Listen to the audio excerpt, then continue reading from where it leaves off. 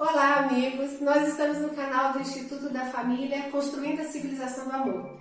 Hoje nós temos como convidada a psicóloga Ellen Barbosa e a gente vai falar como que você, pai e mãe, podem notar que a criança precisa de terapia infantil.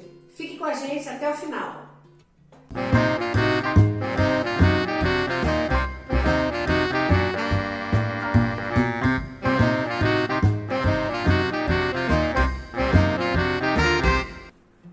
Pessoal, que prazer estar aqui com você mais uma vez. Já dê aquele like no nosso vídeo, compartilha, porque tudo começa na infância, né? E não é porque a Ellen vai trazer pra gente hoje esse tema tão importante.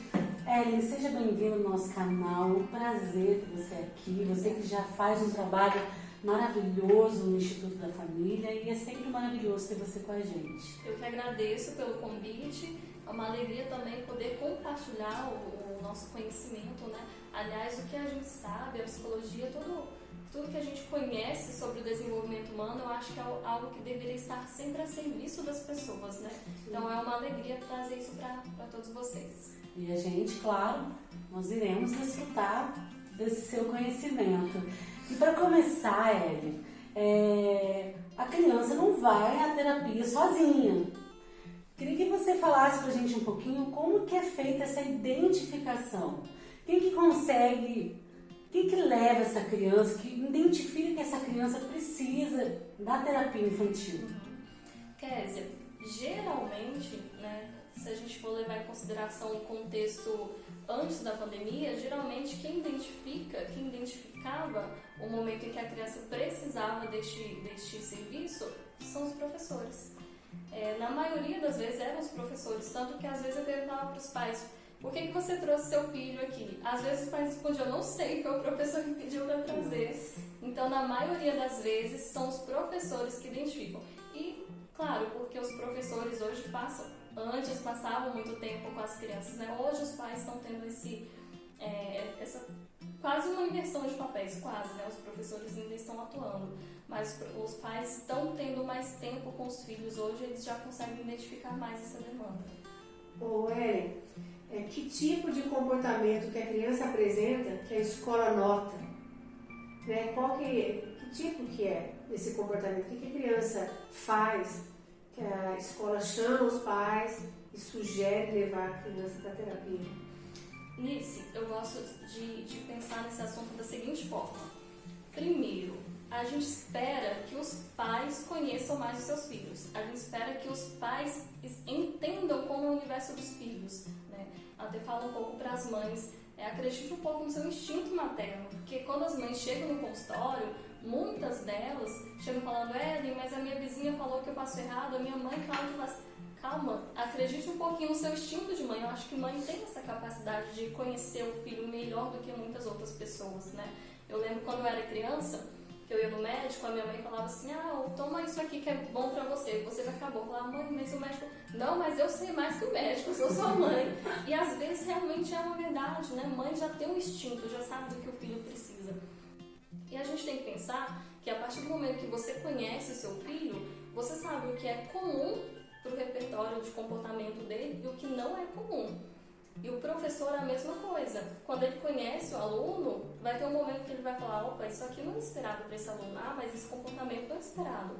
Esse aluno conversava muito, agora está quietinho. Entendi. Não é muito comum, né? Então, quando os professores identificam que aquela criança precisa de uma atenção melhor, precisa de uma ajuda, de uma intervenção profissional, geralmente é quando a criança começa a desenvolver algum problema de aprendizagem, né?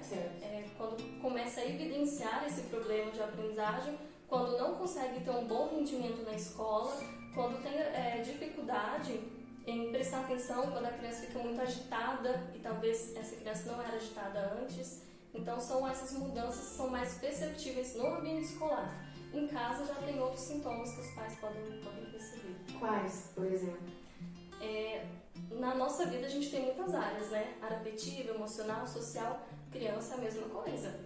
Então a gente pode perceber, por exemplo, mudanças na área social, quando a criança ela começa a não querer sair de casa, quando ela começa a ficar com medo das pessoas. Tem criança que do nada, né, entre aspas, chega uma visita em casa, a criança esconde debaixo da mesa, sendo que antes ela não tinha esse comportamento. Então, isso seria uma característica social que os pais deveriam ter bastante atenção. Na área afetiva, os pais podem ficar atentos se a criança consegue demonstrar afeto, se ela consegue se aproximar de outras crianças, se aproximar de outras pessoas. Se ela aceita também, né? O carinho. Sim, tem criança sim, muito sim. arredia, que às vezes não era assim. Ou ela já é assim, acho que também é importante. Tem isso também. A gente se aproxima da criança, a criança já age de forma agressiva, né? Então isso sim também é algo que a gente tem que estar atento. Tem a questão da área emocional, desenvolvimento emocional, quando aquela criança que era muito alegre geralmente fica tristinha, começa a ficar bem para baixo, bem deprimida, é porque tem alguma coisa errada. Né? Ou o contrário, a criança era muito calminha, de repente começa a ficar muito agitada, muito hiperativa, também tem alguma coisa aí, né? Tem também no desenvolvimento da psicomotricidade, quando a criança ela é muito organizada e de repente ela começa a ter um comportamento de ficar derrubando as coisas demais, ficar desatenta, não conseguir escrever, não conseguir desenvolver algumas atividades, né, que exigem movimento. Isso também é caso para a gente procurar um profissional, até às vezes, né, o caso de um neurologista também. Tem a questão da alimentação, quando a criança se alimenta bem, de repente começa a ser mais seletiva, quer comer só um tipo de alimento, outro não. Então, tudo isso a gente pode perceber como mudança de comportamento da criança. Ou comer demais. Comer demais. Né, que tem bastante criança no Brasil acima do peso, né? E quase sempre com um fundo emocional de ansiedade. Exatamente. Né? Ué, você trouxe essas questões, né, dessa como identificar, mas antes dessa mãe, desse pai buscar por uma ajuda especializada, o que você diria para esse pai, para essa mãe que de repente já está identificando algum comportamento, para que ele saiba se ele está certo nesse comportamento? Por exemplo, você falou da criança que socializa ou fica arredia, né? Eu me lembrei de uma moça que uma vez ela conversou comigo e ela disse que quando ela era pequena, ela tinha uma dúvida até se ela tinha o autismo, que ela tinha uma dificuldade com a socialização. E ela disse que ela achava que ela era traumatizada, porque o fato dela não querer cumprimentar as pessoas e os pais forçavam ela. Dá a benção pro seu tio. Então, às vezes, ela queria fugir daquela situação. Então, ela tem até uma dúvida, inclusive, acerca disso, né? Então, o pai que está em casa, a mãe, o que você diria para esse pai quando perceber esses comportamentos? Qual iniciativa, além de buscar uma ajuda especializada, mas em casa, o que você pode trazer para eles, assim? Sim, quer dizer, infelizmente, ainda hoje, no tempo que a gente vive, né, um tempo onde a gente quebra tantas barreiras em relação a preconceitos, né, em relação à liberdade de comunicação, ainda assim eu percebo que existe uma grande resistência com o psicólogo em relação a procurar um psicólogo, procurar um atendimento. Ainda existe um preconceito. Tem muitos pais que levam os filhos no psicólogo e escondem da família. Né? Então existe ainda muito mesmo, muito mais que a gente imagina esse preconceito. Se eu falar para a família que eu vou levar meu filho no psicólogo, o que vão pensar do meu filho? Vão falar que meu filho é louco, né? Então ainda existe esse preconceito e não é assim que funciona, né? Então primeiro os pais precisam entender que eles precisam de um profissional não para julgar o filho, mas para potencializar o lado bom daquela criança também. E nem julgar os pais. Exatamente. Né? Porque se eu estou levando meu filho, é porque eu estou errando em alguma coisa. Exatamente. Aí tem uma coisa nisso que eu sempre falo para os pais. Se chega um guarda-roupa lá, você comprou um guarda-roupa e põe na sua casa, a pessoa chega e fala assim, eu trouxe, agora você monta. Sem manual de instruções, o que você vai fazer? Tem vai como ficar montar desmontado. certo? Ou tem como montar ficar certo? sem porta, alguma coisa assim. Você vai na tentativa e erro. Exatamente. Você fica errado, desmonta. E às vezes com o filho acontece isso, o filho não vem com manual de instrução. Então não tem como seguir uma receitinha pronta e falar, se eu faço certo, se eu faço errado. Não, os pais vão aprendendo com o tempo, né? A gente costuma dizer que o pai e a mãe nascem com o nascimento do filho também. Sim, mas é uma experiência.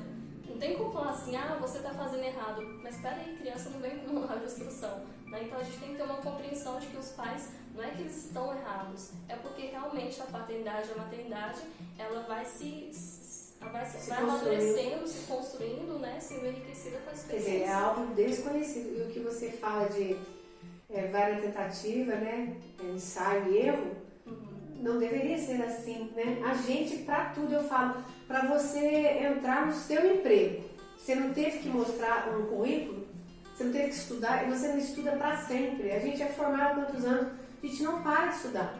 Agora, para educar filho, a pessoa acha que só do fato de eu ser pai e mãe eu já sei tudo. Então, assim, com criança não dá para ser ensaio e erro, né? Não deveria ser assim, né? Sim, sim. Eu penso, a terapia é uma coisa tão boa, tão saudável, é que ela ficou ligada a momentos de crise, né? Depressão, tristeza, fossa, sei lá, um tanto de coisa. E não é. Terapia seria ótimo para eu me conhecer melhor, saber como é que eu ajo, saber como é que o outro reage, e com o filho, então, excelente. Sim. Ai, gente. É que esse assunto me trouxe uma pergunta. Tudo bem, o pai identificou, a criança precisa de ajuda. Como que esse pai vai falar com essa criança? Ou o pai pega a criança e leva para o consultório? Sim. Como que é essa relação para a criança entender a importância de te encontrar, por exemplo? Sim, não. Uma coisa que eu sempre combino com os pais: se o filho veio obrigado, então não traga. Na próxima, não traga. Porque se a criança tem resistência, eu falo, psicólogo faz um milagre. Se a criança não quiser estar ali, ela não vai ser receptiva com aquilo que eu vou trazer para ela. Então não vai adiantar nada a terapia, né? Na maioria das vezes os pais vão até mim, chegam até o Instituto da Família e leva a criança e não comunica a criança que ela vai no psicólogo, né? Então o que fazer? Conversar com a criança, falar, olha, o psicólogo é uma pessoa que vai te ajudar com relação às suas emoções, tem até filminhos, né, que ajudam a gente a falar para a criança como que é o psicólogo, porque além do nome ser difícil, não é psicólogo, tem criança que nem sabe falar esse nome. É verdade. Né? Como explicar isso para a criança? Eu até falo, não precisa Ainda tem a não precisa cultura que falar esse é nome. louco, que precisa, e que a criança... Exatamente, né? Então, às vezes, Kézia, quando os pais, geralmente os pais ligam para marcar consulta, eu aviso, ó, nessa primeira vem só você, o responsável, né? Não traga a criança. Nessa primeira sessão, eu conduzo os pais, eu oriento em relação a como que eles vão falar para as crianças, porque depende muito da criança. Tem criança que já sabe o que é, tem criança que não sabe, tem criança que acha que o psicólogo vai dar injeção. Então, tem tanta coisa, eu preciso saber primeiro quem é aquela criança. Por isso que eu falo para os pais irem primeiro, sem a criança. E aí, às vezes eu pego um brinquedo do meu consultório e falo, ó, você vai doar para o seu filho, para ele brincar em casa, e vai falar para ele trazer para mim na próxima sessão. Porque aí ele já vai criar um vínculo mesmo sem me conhecer. Ou então, quando a criança está com muito medo, que isso acontece. A criança está com tanto medo de um psicólogo, por achar que é igual ao médico, que a criança só de ouvir falar começa a chorar, aquela coisa. Eu escrevo uma cartinha para a criança, convidando para vir, brincar comigo, para conhecer. Aí eu entrego essa cartinha para os pais levam para a criança. Então eu faço isso para sensibilizar um pouquinho a criança, né? Ellen, a gente sabe que a terapia com a gente, né, com os adultos e os jovens, quase sempre a maioria é na base da conversa. E com a criança? Como é? Às vezes na conversa também. Com abordagens, é porque cada psicólogo tem uma abordagem diferente. Eu trabalho mais com a comportamental, né? Então, na maioria das vezes, eu gosto de situar a criança porque quer saber. Primeira coisa que eu pergunto, você sabe por que você está aqui? Não sabe? Então eu vou te falar. Porque eu acho que não é porque é criança que a gente tem que ficar escondendo as coisas. Muito pelo contrário, a gente tem que criar um vínculo de confiança com a criança, né? E nesse mundo onde a informação é tão acessível até para a criança, não adianta ficar escondendo as coisas. E ela entende, né? A criança compreende. Com exceção, por exemplo, de casos de abuso sexual, que eu não posso chegar, como diz uma professora minha, metendo o pé na porta, né? Não é assim, a gente tem que primeiro acolher essa criança. Mas em outros casos, eu explico à criança, ó, você veio aqui porque a professora disse que você está um pouquinho agitada na sala de aula, não tem problema, tem outras crianças como você também que vêm aqui na Tchevin por conta disso, e vou conduzindo a criança explicando, uso bonequinhos para explicar, dependendo da idade, eu preciso usar brinquedos. Às vezes a criança não fala, por exemplo, um caso de mutismo. Como que eu vou trabalhar com essa criança sem a fala, né? A gente trabalha com outras expressões. Existem outros tipos de expressão, principalmente através do lúdico. Tem alguns pais que falam assim, mas você fica brincando com meu filho? Não. A gente brinca, mas eu estou ali avaliando tudo. A criança, ela conversa pelos brinquedos, ela conversa comigo pelo modo de sentar. A gente avalia a personalidade do paciente pelo modo de se movimentar, pelos gestos, até pelo jeito de vestir. A gente já está avaliando aquela criança. Então, existem outros tipos de comunicação que não seja só fala. Legal, muito importante isso que você está falando, né? Ellen, qual é a importância de iniciar a terapia na infância? Sim. Kézia, eu fiz isso na época da faculdade, eu queria melhorar o meu desenvolvimento. Aí eu fui fazer uma série de cursos para entender um pouquinho essa questão dos bloqueios, das crenças limitantes que a gente tem. E eu ficava pensando nisso, eu pensei, gente, se eu tivesse resolvido isso lá na infância, tudo teria sido tão mais fácil, né? Tão fácil de resolver. Lógico que não culpo meus pais por isso também, que foram ótimos pais, são ótimos pais. Mas se todas as crianças tivessem a oportunidade de ter um acompanhamento psicológico na infância, se os pais já percebessem isso com mais rapidez, existiria hoje mais adultos mais encorajados, mais resilientes. A gente vê hoje que tem muitos adultos que têm bloqueios gravíssimos na profissão. Tem muitos universitários aí tentando suicídio porque não aguenta a pressão do ambiente acadêmico, né? Então são tantas coisas que às vezes quando a gente vai investigar, tá lá na infância. Começou lá na infância e não foi resolvida. Tudo aquilo que a gente não resolve vai evoluindo, né? Cristaliza, né? Exatamente. E a gente tem que buscar lá na infância, né? Então, até fica essa orientação também. A gente não leva a criança no psicólogo só quando ela tem problema. A gente leva a criança no psicólogo para potencializar algo bom que a gente queira também. Isso. Né? Isso é tão bonito. Tem muitas crianças que chegam para mim, por exemplo. Isso pode ser usado. O pai pode falar para a criança, por exemplo, usando esse aspecto, porque a ideia que se traz é que eu vou levar você que está com problema. Sim. Mas você pode usar então essa versão também para a criança ir com alegria, né, para a terapia. Sim. E aliás, isso é uma coisa que a gente começa na entrevista com os pais, né? Os pais ficam falando, meu filho é isso, meu filho é aquilo, tal, não sei o que, né? Às vezes escreve uma figura lá que me fala, meu Deus, não uma criança. Por favor, eu agradeço a oportunidade de atender. E aí no final eu pergunto, agora me fala o que seu filho tem de bom. Olha só. Quais as qualidades do seu filho? Nossa, ali já começa a cura da criança, né? Ali já começa, porque muda o olhar do pai, né? Sim, sim. Não, e esse é o momento assim que os pais ficam assim, e agora o que eu vou falar? E uma vez eu fiz um desafio para pais no WhatsApp, e um dia, foram 7 dias de desafio, e um dia eu mandei um checklist para os pais responderem. Participaram pais do Brasil inteiro. E aí o checklist era qual a cor preferida do seu filho, qual o prato preferido, qual o desenho que ele mais gosta, qual a atividade que ele mais gosta. Qual o melhor amigo? De 10 perguntas, se alguém acertou 3 ali, foi muito. Foi muito. Então, assim, as mães principalmente mandaram um monte de mensagem.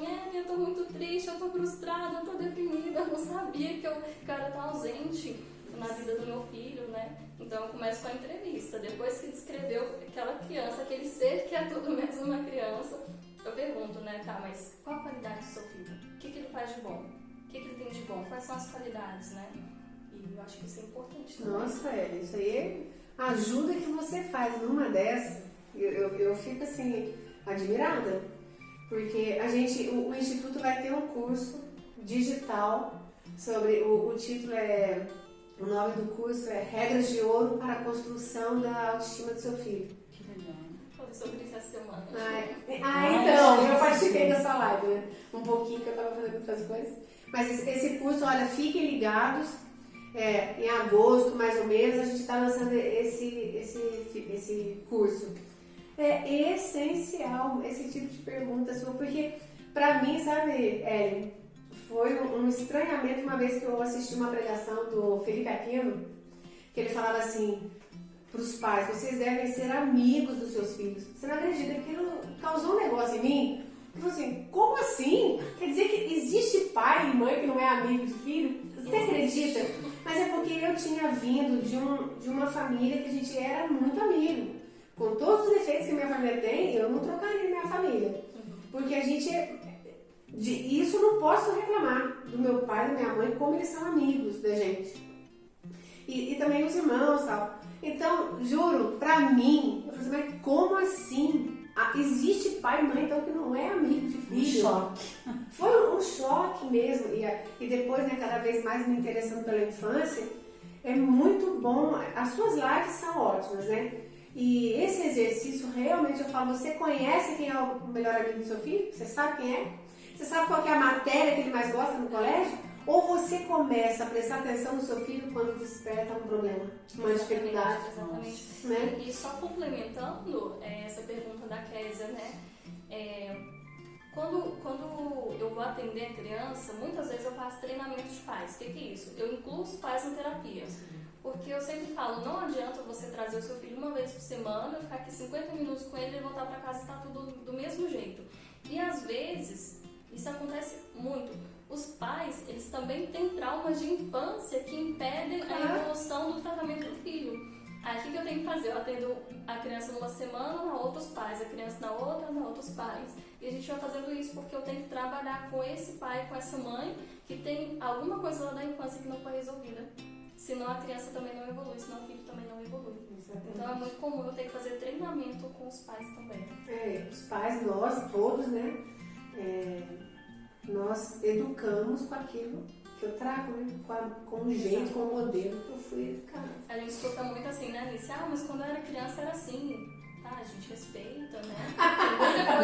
Tem muita coisa de antes que ajuda muito. Antes também não existia energia elétrica, né? Internet, né? A gente andava de carroça. A gente pode voltar, gente. exatamente. Gente, é isso aí, um papo muito bom, né? Quem que se interessa pela saúde emocional do seu filho? Mas se esse vídeo fez sentido para você, dê o like, compartilhe, contamos aí com a sua companhia nos nossos conteúdos que só tem a acrescentar cada dia mais para sua família. E aí, queremos te agradecer. Muito obrigada. Eu que agradeço pelo convite. A gente tem, né, nisso um compromisso conosco mesmo de sempre perceber qual pessoa que a gente vai escolher para estar aqui. E, com certeza foi um prazer e nós tivemos critério para te trazer aqui, porque você é uma excelente profissional. Obrigada, sim, gratidão. Eu agradeço imensamente pelo convite e me coloco à disposição também para os pais, né? Qualquer dúvida que tenham, pode me chamar nas redes sociais, eu respondo, porque às vezes fica com medo de entrar em contato com a gente, né? Não, pergunta, Ellen, como que funciona, como que é?